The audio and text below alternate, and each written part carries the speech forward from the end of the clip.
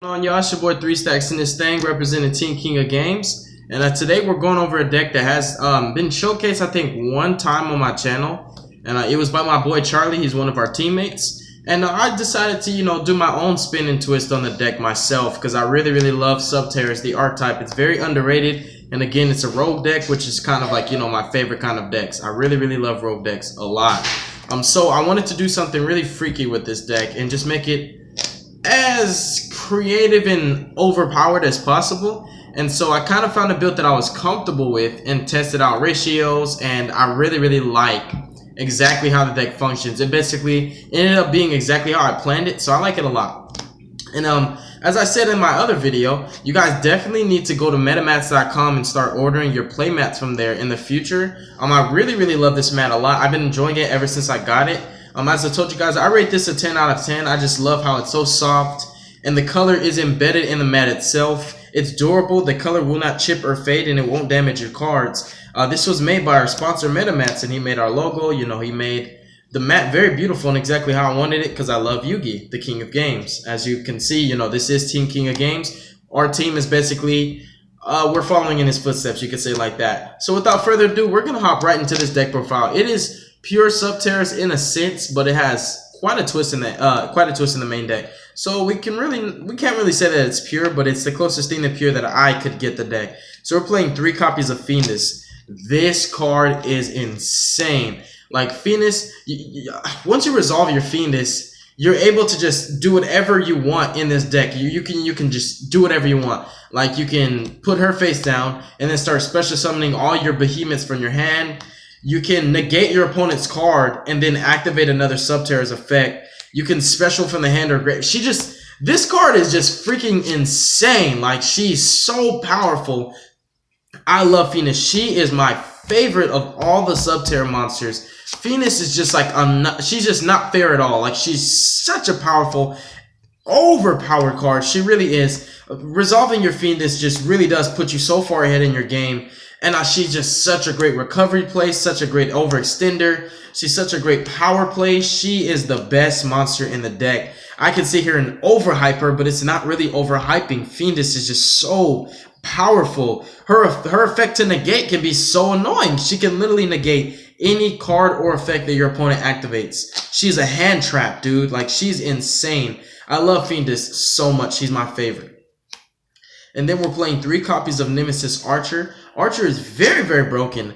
So at the start of the damage step, if she attacks an opponent's monster, if it's face down defense position, you basically can shuffle that monster. If I'm not mistaken, you do shuffle it. Yeah, at the start of the damage step, if she attacks an opponent's face down defense position monster and you control another Subterror, you shuffle that back into the deck. And that's pretty broken because you can actually put your opponent's monsters face down with your own card effects. And then she has another effect. If she on the field is destroyed by battle or card effect, she can special summon a Subterror from your deck, and I believe it's just deck. Yep, from your deck in face up or face down defense position. So she gets your engine rolling, and also when you resolve your True King Lathosa gem, you can pop her, trigger her effect, and get some combos popping. You can actually, if you pop her with Lathosa gem, you can make an instant rank 9, which will more than likely be Calamities.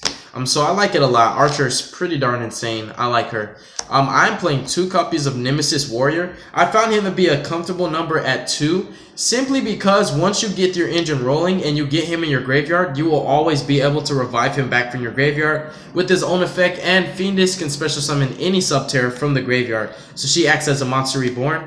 So there's too many different ways to get him back. Once you get the one, like basically once you get one in rotation, you don't really need a second or a third, if I'm making sense. You use his effect, it's only once per turn, so having multiples would be pointless. And once he's in graveyard, you just keep special summoning him back from the graveyard, and there you have it. Like, that's how it worked when I was playtesting with the deck. Once I had 1 warrior, I was fine. You can play 3 if you want to draw into him more often, but you can not only search him, but you can also special summon him from your deck. So 2 is perfect for me. Not saying that you should play that 3. It's just perfect for me personally. It is my deck, by the way, so I can play it however I want. Now, that was some of basically the nemesis. Fiendus herself is not a nemesis. She's kind of just like the plague. She's just so freaking powerful. She's so darn good. These are the normal summons of the deck. Actually, we have a couple more normal summons. We're also playing 3 copies of Spirit of the Fall Wind. I find this to be a no-brainer. Any Subterror deck should definitely be playing 3 of this, and I noticed that none of them are really playing this card at all. I play her in my Shadal Princesses. When she's normal summon, adds any flip effect monster from your deck to your hand. She's pretty impressive.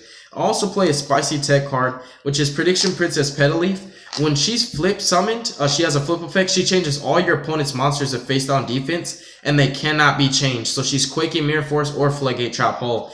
And I like her a lot because you can actually play her on your opponent's turn. So it's a bit more powerful than Ultimate Conductor Tyranno because the monsters cannot be changed face up at all. Obviously, your opponent can XYZ summon, Link summon, or Synchro summon, which is pretty cool. And they can't ritual summon, so they can literally just fusion and that's it. So I like it a lot. Petalif is just kind of like that spicy tech that you don't need to play, but she comes with the clutch all the time. So I feel that resolving her at least once in your game will get you extremely far ahead. So 1 Prediction Princess Petalif.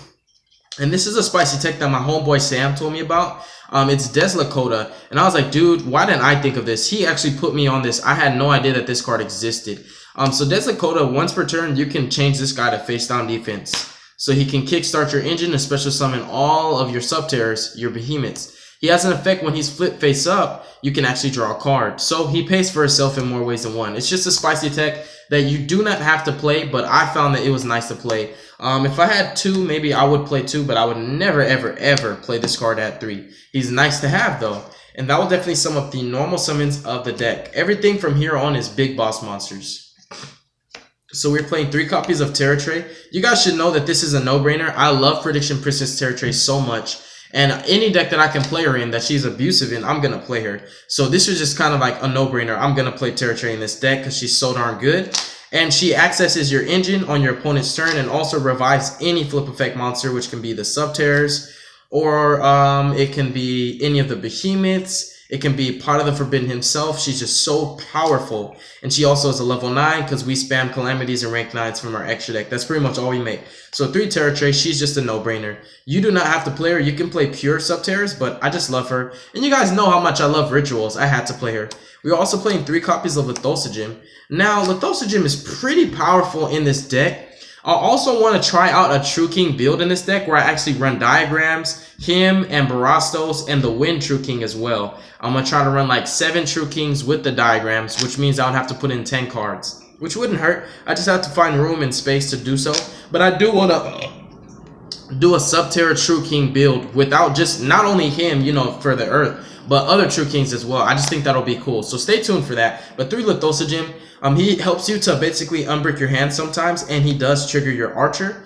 And he does also get Nemesis Warrior in the graveyard, which in turn you can use Nemesis Warrior to special summon itself if you meet the requirements for him. So Lithosogem is pretty powerful. I like him a lot, and he helps you to go into Calamities. And if you happen to make your Calamities without Lithosogem's effect, you can obviously reveal, use his effect Calling Earth, and then pop your opponent's monsters, banish their extra deck. Just something that may come up. It's not always going to come up, but it will because you're playing 3 Lithosogem. Then we're playing 3 copies of Stalagmo, the draw power of the deck, and he's the +1. So I chose to maximize on him, and he's also a 2800 beater, which isn't that bad. I like him. I played 2 copies of Umastrix. Umastrix, when he's flipped, you can basically banish a monster your opponent controls, which is pretty strong, and he's 2700. And I'm also playing 1 copy of Behemoth Olamatris. Now, a lot of people have said that this card's bad. I love him because he's similar to Conductor Tyranno and Prediction Princess Petalif. When he's flip summoned, you change all your opponent's monsters to face down defense. That's quite disruptive because your opponent can't do much with face downs except fuse them or contact fuse with them.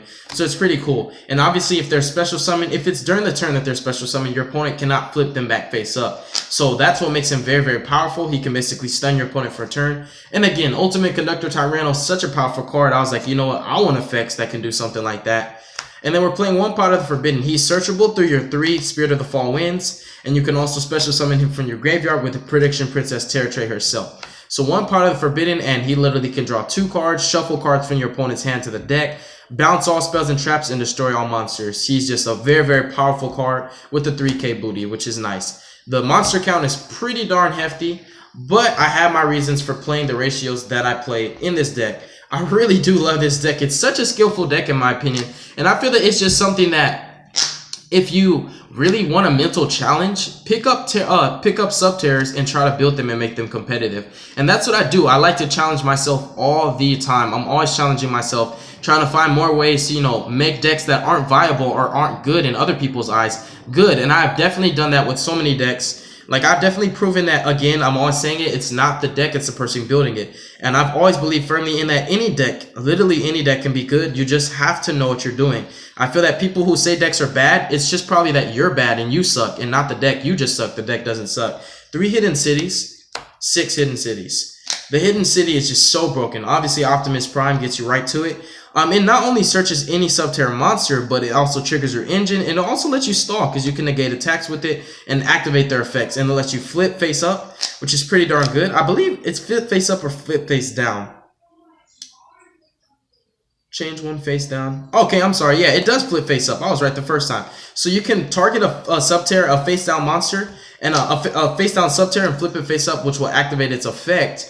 And that's pretty cool because you basically get to reuse effects multiple times. Or if you just summon it this turn, you can't obviously flip it face up. Like, for example, if you special summon it off of your Nemesis Warrior, your Nemesis Archer, you can activate Hidden City, flip it, and then activate Stalagmo, draw 2 just to get your pluses. So we're playing 6 Hidden Cities. In technical terms, this is 9 Fienduses. I love Fiendus so much, I just want to open up with that card all the time.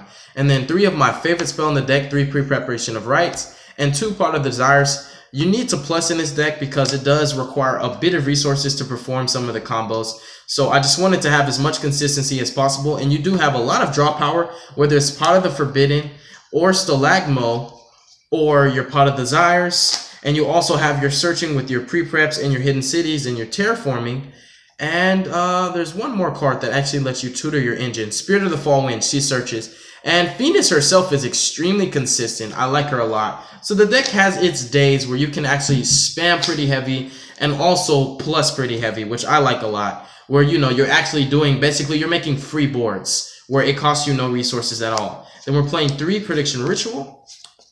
This summons your Terror Traits. And it also can banish itself in the graveyard to search any Prediction Princess. So you can search either Terror Trait or my spicy tech that I'm playing in my deck, which I love a lot, which is my Petal Leaf. She's really cool and I like her name a lot. Her name is Petal Leaf. I just think that's so cute. But when she's flip summoned, again, she Quaking Mirror Forces, or you could say Floodgate. And you can flip summon her on your opponent's turn with your Prediction Princess Terror Trait and put all your opponent's monsters face down, and then they can't be flipped face up. And obviously, if you just set this face down, your opponent does not know what this card is, so they will not be playing around it and they'll never expect to see it coming. So I just like it a lot. So 3 Prediction Rituals, and the only 2 traps are 2 Subterror Final Battles. I'm going to have to read this card to you guys because I thought this was so broken. So it has 4 effects. You can activate one of these effects and then set it face down after that instead of sending it to the graveyard. Scrap Iron Scarecrow. So you can change one set Subterror monster to face up attack or face up defense, which will then activate its effect. You can change one face up Subterror to face down. You can the attack and defense of one Subterror monster on the field become equal to its combined attack and defense. So basically, you double its attack. Well, I'm sorry. You don't double it. It says the attack and defense of one Subterror monster on the field become equal to its combined original attack and defense. So, like, sometimes Utopia the Lightning can't even beat over your stuffs, and you can just attack for game with that. And its final effect, this turn, activated effects of Subterror cards cannot be negated. So this can actually, if you activate this preemptively, this is like your miscellaneous source, you can say, for example. So it has 4 ridiculously broken effects, and you put it back face down once you use it. I wanted to play it at 2 because it's not searchable, but I did not want to brick with it by playing it at 3. So that is my deck profile. Not my deck profile, I'm sorry you guys. That is my main deck. Now the extra deck is like really incomplete. I'm basically playing the only cards that I actually make the cards that come up, which are rank 9s. We're playing 2 Calamities, which I call aka Chlamydia, 1 Phantom Fortress Enter Black Veneer, and 1 Hard Earth Dragon. This is something I want to test out in my True King Yang Zings, but it's pretty broken. It basically, sorry, I got blow my nose, I'm kind of sick. It basically lets you, it can't be destroyed by battle, and during your opponent's end phase, you can banish any cards that were normal summon, special summon, or set that turn. So if your opponent can't get over it, anything that he plays on the field goes bye-bye. So basically it puts him in a situation where if I can't get over this card, I can't play anything. So it's like a loser turn. And I like it a lot. And it will come back if it's destroyed.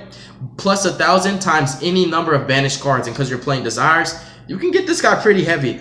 So I'm going to read you guys that effect. Again, he gains 1,000 attack for every card currently banished. So if he dies, if you resolve 1 Desires, he'll come back at 10,000 minimum. 10,000 attack. Minimum 10,000? That's pretty darn broken. I like it a lot. So that will sum up the deck profile, you guys. I am still working on this deck. I'm sorry, more specifically the extra deck, and I'm also doing research, looking up cards that can make Subterrors a lot better. I'm looking on Yugioh Wikia, and I also look on the Konami website, just looking up every single flip effect monster that exists. I literally just Google searched Yu-Gi-Oh! Flip Effect monsters and kind of just looked around like, could this be good? Could this be good?